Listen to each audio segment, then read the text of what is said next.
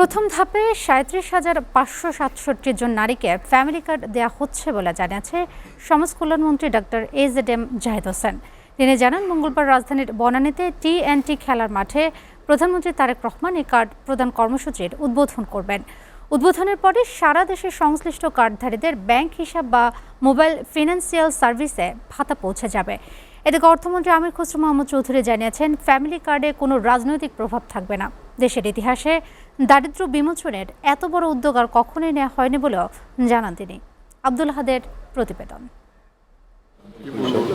সাম্প্রতিক বছরগুলোতে দেশে দারিদ্র্য হ্রাস হলেও এখনও পরিবারগুলোকে অন্তত ১ থেকে ২ জন সদস্যের মৌলিক চাহিদা পূরণে কঠিন পরিশ্রম করতে হয়।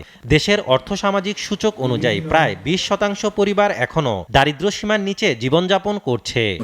নির্বাচনী অঙ্গীকার এমন প্রেক্ষাপটে নারীর ক্ষমতায়ন, অর্থনৈতিক স্বাধীনতা ও সামাজিক ন্যায় নিশ্চিতের লক্ষ্যে বর্তমান সরকার নির্বাচনী অঙ্গীকার হিসেবে ফ্যামিলি কার্ড কর্মসূচি চালু করতে যাচ্ছে।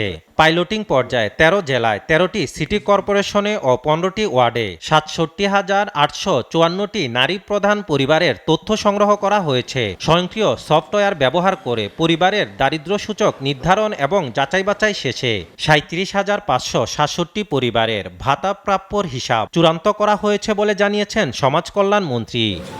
সমগ্র প্রক্রিয়াটি সফটওয়্যারের মাধ্যমে পিএমটি টেস্ট বা দারিদ্র্য সূচক মানের ভিত্তিতে সম্পন্ন করায় উপকারভোগী নির্বাচনে কোনোরূপ দুর্নীতি, স্বজনপ্রীতি বা ম্যানুয়াল হস্তক্ষেপের কোনো অবকাশ নেই এবং এই পদ্ধতিটি ইউনিভার্সাল, অর্থাৎ কোনো টার্গেট ওরিয়েন্টেড কোনো সিলেকশন এখানে হয়নি।